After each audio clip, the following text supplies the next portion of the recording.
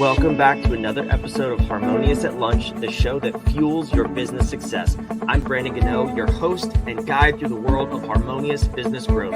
Today, we're unlocking powerful strategies with industry experts to help your business thrive. If you're a business owner, entrepreneur, or executive, you are in the right place.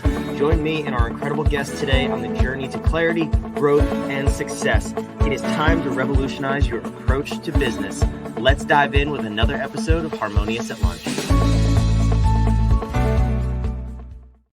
Welcome back to some more bite-sized business advice. We're going to have a fun episode today. We're going to talk about an interesting topic, which I'm a little jacked up to dive into, but I got a special guest with me, Kevin Palmieri of Next Level University, and we're going to talk about overcoming the fear of not failure, of success, kind of a twist on that common thing. So before we dive in, though, Kevin, welcome to the show. Thanks for being here. Brandon, thank you so very much for having me. Excited to chat. You and I had a great conversation behind the scenes. Hopefully some of that will translate in front of the scenes. Yes, we've known each other for a long time now. Yes, so 12 minutes. Not even, which is amazing. But that's what I love about podcasting. You're a fellow podcaster, so you can appreciate that. Yes. So before we go any further, go check out the show notes below. Kevin's podcast, also a daily podcaster.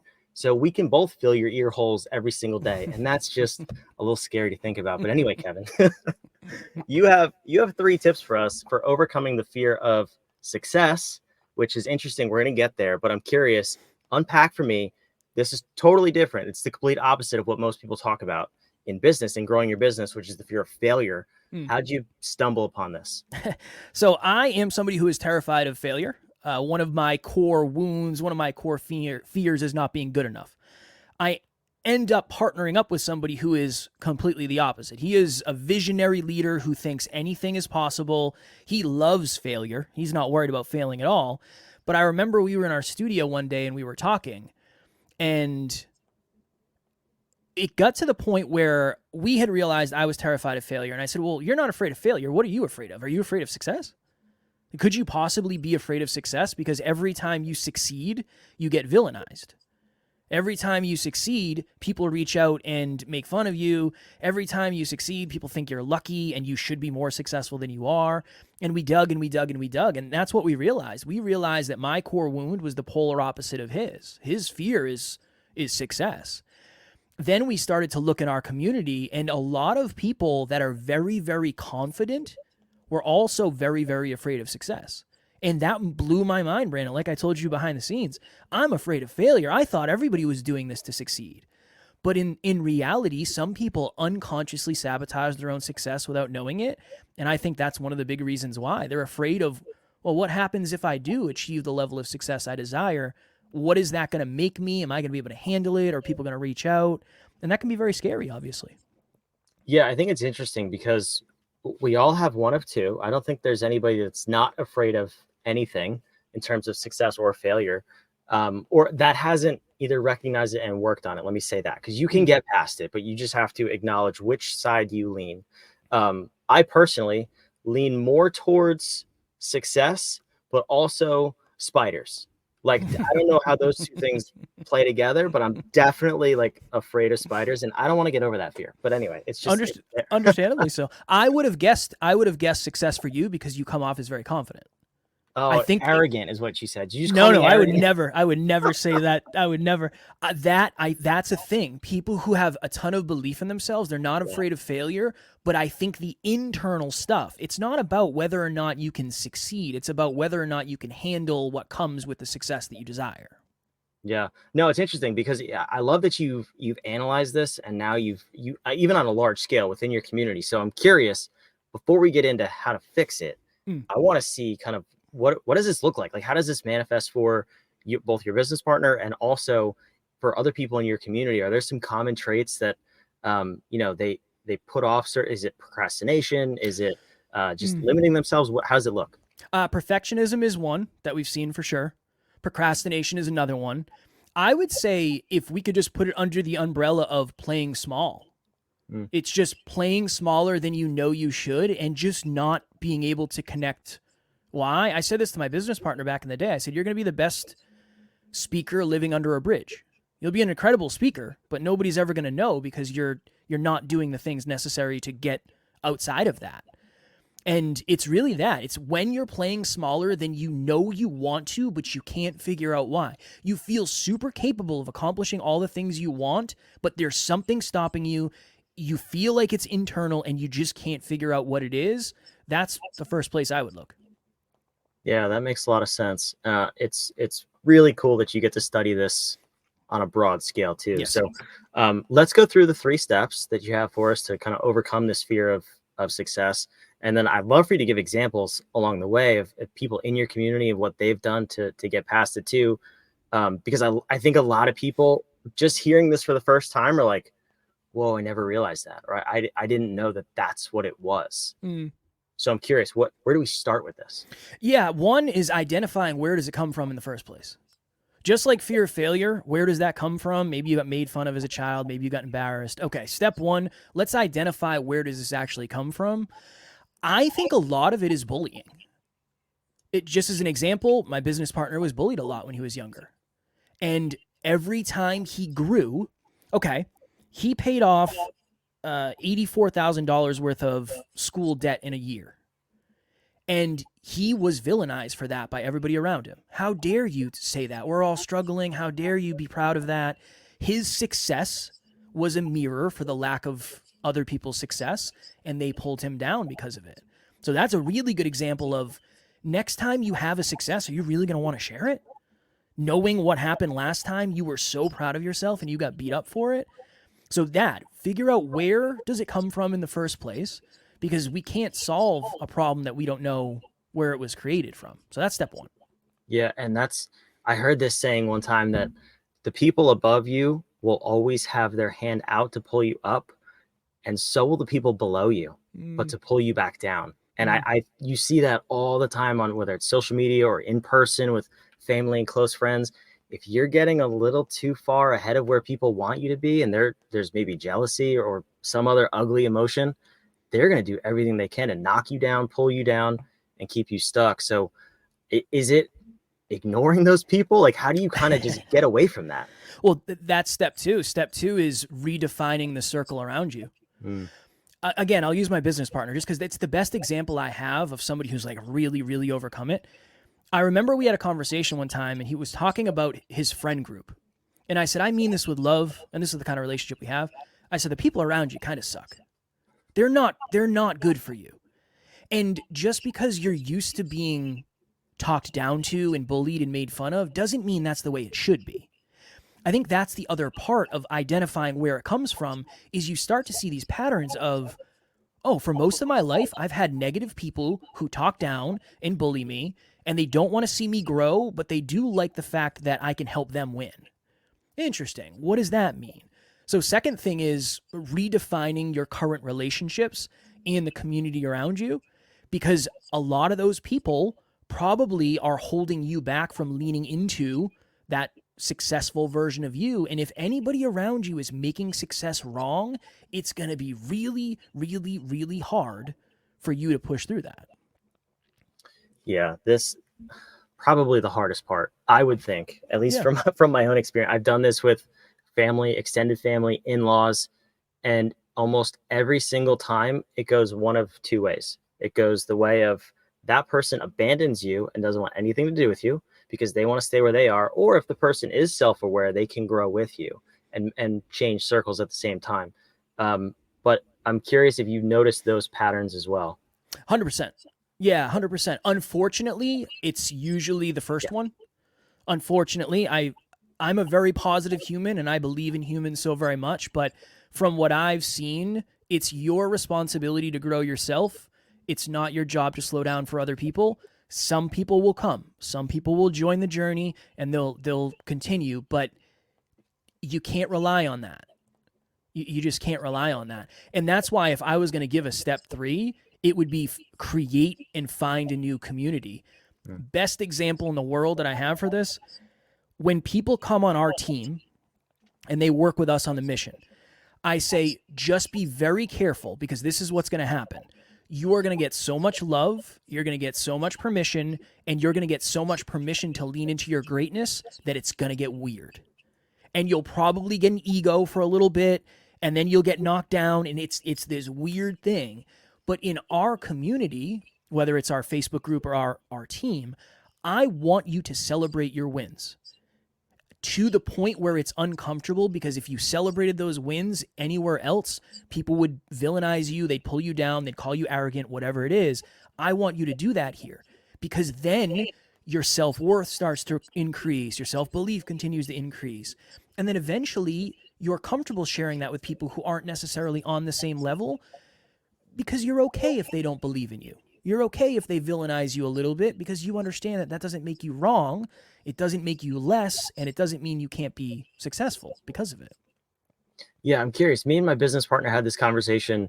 We were planning for Q2 of this year, and we have this whole week-long process that we do. We take our clients through, and we were like, why don't we celebrate the things we do well? Like, both of us, and we're both high achievers, like action takers, go-getter, whatever you want to label us as. And we fail to celebrate ourselves over and over and over.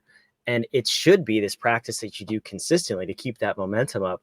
Why is that? Why don't we celebrate ourselves enough, particularly as high achievers? Because I don't think high achievers need to. I really don't. Most of the people that have said, Kev, slow down, Kev, you need to celebrate your wins, that type of stuff, it's usually people who just don't really understand me. I don't really care to celebrate certain things that much. That's not why I'm doing it. I'm not doing it so I can celebrate. I'm doing it so I can have a bigger impact. So that the best answer I can give is, you know whether or not you should be. Either you're celebrating yourself and your success at the level that you feel is productive and constructive, or you're not. Be honest with yourself. Be very, very honest with yourself. Just like somebody might say, well, Kev, I heard you talk on the podcast the other day about how you're out of shape. You're not out of shape. You're in really good shape. I'm out of shape for me and my standards. You might not see that. You might think differently, but I have to live to my standards, because if I'm living to everybody else's standards, I'm not going to be happy or fulfilled with myself. I think success is the same way, right? Somebody might say, well, if I got to where you were, I would celebrate more. Maybe you would. Maybe you would. I don't know. That's personal. That's personal. So that's what I would say to that. Yeah. Yeah, that's interesting, because we both kind of came to that consensus. Like, we don't need to pat ourselves on the back, but do our clients need that? And to what degree do we need to be celebrating them and pushing them up to, say, hey, you were here and now you're over here. You're making tremendous progress. Yeah. It's person by person, like you're saying, but I think that's important. And that's why you have a community, right? Is it to build each other up and 100% continue that momentum? Yeah, it's the understanding that what's best for me is not what's best for everyone. What's optimal for me is not what's optimal for everyone. And being in a community, it helps you understand what's best for each person. It's different. What's best for you is different than me, Brandon, and vice versa. And I think even getting to the point where you say, but is that what's best for our clients? That's huge, because everybody is different and nobody is you. And that's the duality of living. But if everyone was me, they'd have a lot more fun. I'm just going to put that out there. Yeah, but the spiders would probably take over the world. You wouldn't even be able to leave your house because they know. Man. Yeah, you didn't think of that. I know.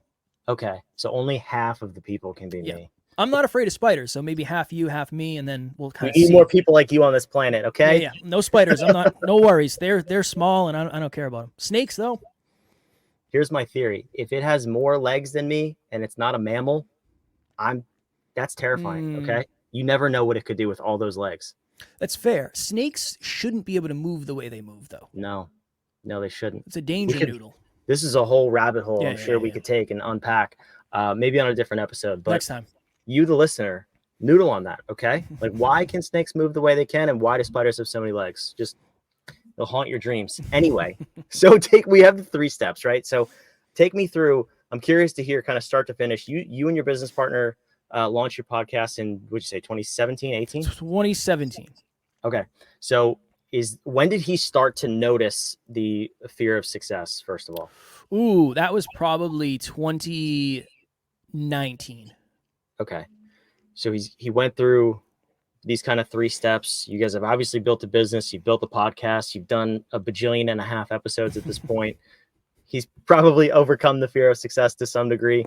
Take me through his journey of what did that look like in the last, 5 years now? Yeah. In the very beginning, year 1, it was understanding, okay, why are you afraid? Like, how could you possibly be afraid of it? It was me not understanding, Brandon. It was, there's no way this could be real. You couldn't possibly be afraid of success because isn't that why you're doing this? Truth is, his version of success is different. So it was that. Okay, are you actually afraid of this and why? And we sat in our studio and we talked about it. He said, well, every time I grow, I lose people. And he said, I'm terrified of being alone. I'm terrified of me waking up one day and having no one around me who understands me, who values what I value. And I don't know what to do about that. And I said, all right, well, I'm going to love you for you. I love you for you. I don't want you to be any different. I want you to be yourself.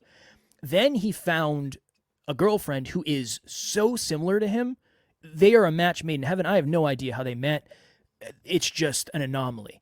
But that also went into part 2 and 3 of stop spending time around the people who make you feel terrible about doing great things in the world. And he found someone who was so unique like him, who had the same experiences he did, who had the same fears as he did, that they could work on that together. And he found, for lack of better phrasing, his safe place, right? And then over the next 3 years, he's just leaned into himself more and more and more and more. And he's probably overswung and he's been villainized, but then he swings back to, okay, this is who I am. This is who I am. This is who I am. And a big reason is because the team values him for who he is. I value him for who he is. His partner values him for who he is. And now he knows he's safe to be himself. And I think that is the journey that we're all after. Whether it's fear of success, fear of failure, fear of judgment, fear of being alone, we just want to be ourselves. And it's wild how being ourselves is actually the hardest thing in the world. Yeah, it is. And it's something I don't think we can fully understand, but it comes from some type of fear, usually success or failure. But when you step into that, it's super powerful to just, unleash who you were meant to be. And it's an incredible place to be. So this is a cool conversation. I'm glad we got to talk about this. Likewise. And shed a light on it for people who may not have even known, who just thought they were maybe a little broken. I'll tell you what, I was definitely there a few years ago before I realized this. And step into your greatness, who you're meant to be. That's amazing. So I put your website on the screen. Thank it's you. Also down below in the show notes. You have a community and a podcast. Tell me about who you're looking for to join your community. Yeah, for us, it's people who want more out of life, but they want to do it in a well-rounded way. I don't want to be wealthy and out of shape. I don't want to be in shape and out of love. I want health, wealth, and love. I've had versions of each, but I was never able to figure out how to connect them all together. So our thought is leveling up your life, your love, your health, and your wealth for somebody who wants more out of life. Anybody who is ambitious, who wants more, who wants to look in the proverbial mirror, who wants to do the work, that is what we talk about on Next Level University. And then we have a Facebook group also that's very similar, right? It's where you can fit in and you can be yourself, maybe, but hopefully not for the first time in a very long time. Yeah, that's awesome. So we'll definitely link to all that wherever you're watching, listening, down below in the show notes. Kevin, I appreciate you coming here. I have one final question. Please, let's do it. Which is, of course, it's a question for you to give me a question. If you're watching the show, you see behind me, there's an upside down question mark, right? That's what we're all about at What If, asking better questions, get better answers. So if someone is struggling with this fear of success, fear of failure, wherever they're at, and they're just a little bit stuck, what's the question you would have them ask for them to get that better result in their life? Probably what would happen if I don't shift the thing that's holding me back? What is my life going to look like in the future if I don't shift the thing that's really, really limiting me? Answer that question. You're It's not a tough going to one. like the answer. Yeah, it's a tough one, but sometimes we need that little kick in the butt to say, you know what? Yeah, no, you're right. You're right. Yeah, no, that's powerful. I love that.